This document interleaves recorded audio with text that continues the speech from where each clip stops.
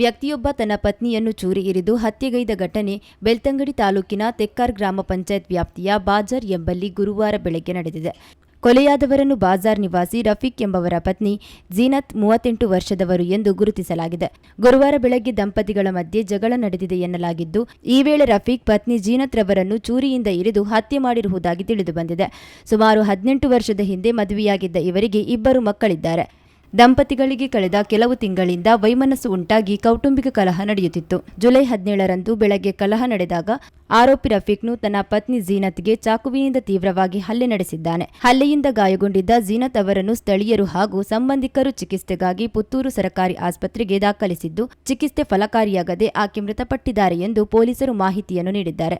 ವಿದೇಶದಲ್ಲಿ ಉದ್ಯೋಗದಲ್ಲಿದ್ದ ರಫೀಕ್ 2 ವರ್ಷದ ಹಿಂದೆ ವಿದೇಶದ ಉದ್ಯೋಗ ತ್ಯಜಿಸಿ ತೆಕ್ಕಾರಿನಲ್ಲಿ ಕೂಲಿ ಕೆಲಸ ಮಾಡುತ್ತಿದ್ದ ಎಂದು ತಿಳಿದುಬಂದಿದೆ. ಮಗ ಮತ್ತು ಮಗಳ ಮುಂದೆಯೇ ಪತ್ನಿಗೆ ಚಾಕುವಿನಿಂದ ಇರಿದು ಕೊಲೆಗೈದಿದ್ದಾನೆ ಎನ್ನಲಾಗಿದೆ. ಗಲಾಟೆ ಎಲ್ಲ ಇತ್ತು.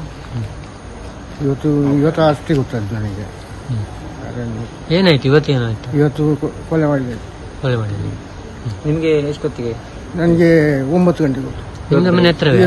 ನಮ್ಮ ಮನೆ ದೂರ ಉಂಟು. ದೂರ. ಮಕ್ಕಳು ಎಷ್ಟು? ಯಾರಿಗೆ? ಎರಡು. ಒಂದು ಇನ್ನೊಂದು ಗಂಟೆ.